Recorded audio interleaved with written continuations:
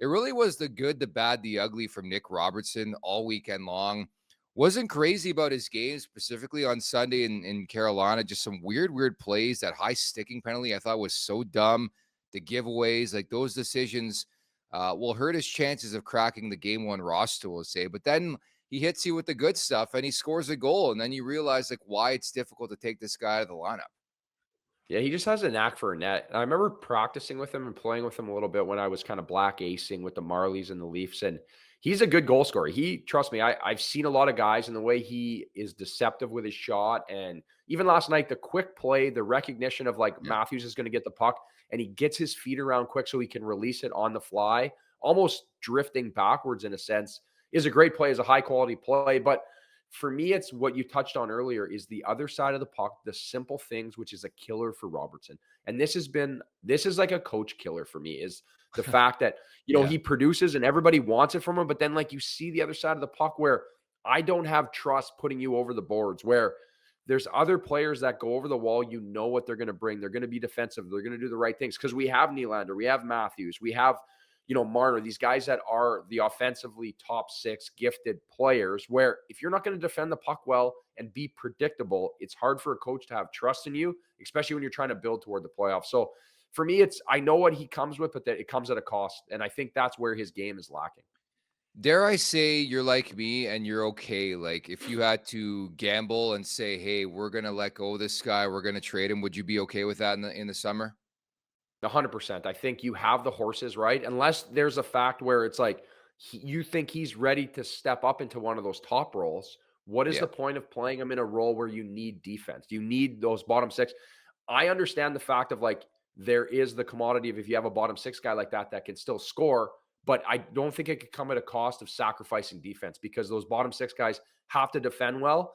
And year after year, the playoffs teach us that if your bottom six can't defend and little surplus of scoring, defense has to come first and it kills you. Yeah, that's exactly it. I just don't think he's consistent enough to play in the top six, and he's not good enough defensively to play in the third line. And why the hell would you play him on the fourth line? So he's caught in limbo, and there's always that risk. And you can say with every young player, especially a guy like Nick Robertson, as glorified as he is in this market because of the market, he can go somewhere else and rip it up. And I would just be like, congrats, unless he turns into Zach Hyman and scores 50 goals, then we have a bigger fucking problem. But it's happened so many times where players will leave teams and they'll find their footing, even to an extent lately. Like, I don't know if you've seen Alex Nylander in Columbus. Suddenly, he gets traded for Emil Bemstrom before the deadline, Pittsburgh and Columbus, and now he's on the top line. He's getting opportunity.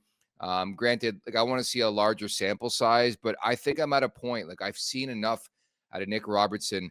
I think he's approaching the 82 game regular season threshold where it's like, if they have to move on, it's okay. I can brace for the worst on that front. I just think we know what the player is right now, at least.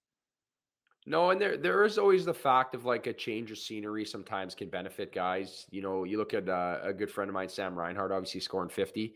But like he wasn't not a player on other teams. And you see Nylander, you see lots of different players that have success just changing where they are. Sometimes it's the comfort of being in that Toronto market is a lot too. And or getting an opportunity. Sometimes you go to a team where there's lots of depth, right? Like I would always talk about that with my friends when I played.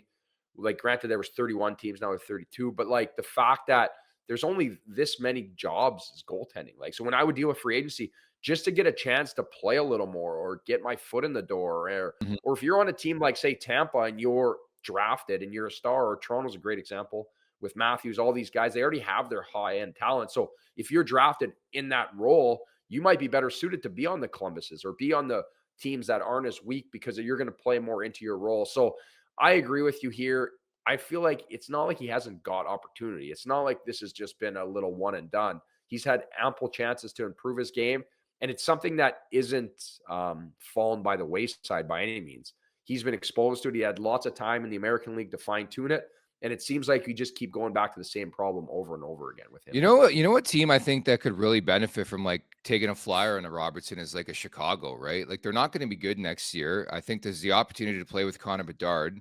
I mean, that's a team I think would take a flyer, like San Jose, like a team like that. But I think the writing's on the wall. Like there's been so many stops and starts, and again, it really is a polarizing conversation in this market.